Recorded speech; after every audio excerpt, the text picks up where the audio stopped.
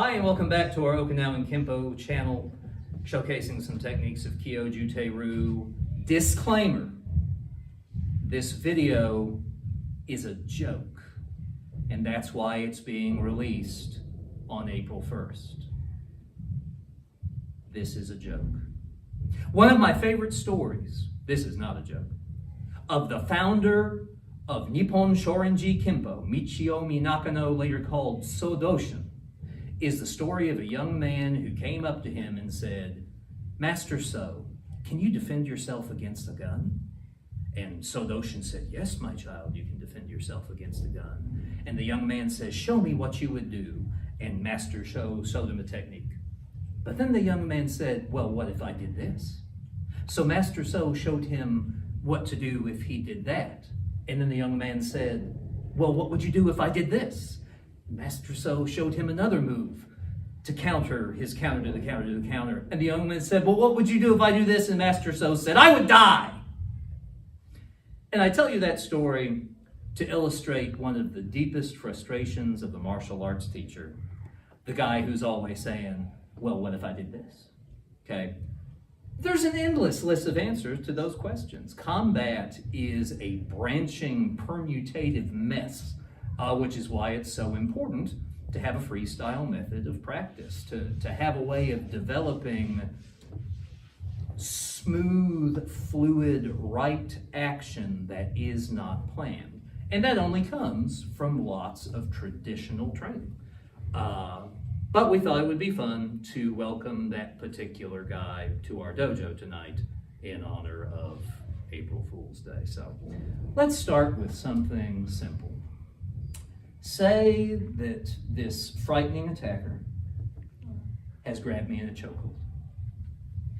I'm going to take a nukite, press it into her suprasternal notch, step forward and turn sideways just to break the hold. Let's see what our guest says. Yeah, but what if he threw a giant mega ball at you? All right, so you heard that very realistic real-world counter. We start with our chokehold. I escape with the nukite, and then my attacker throws, I don't know, Hadoken or something.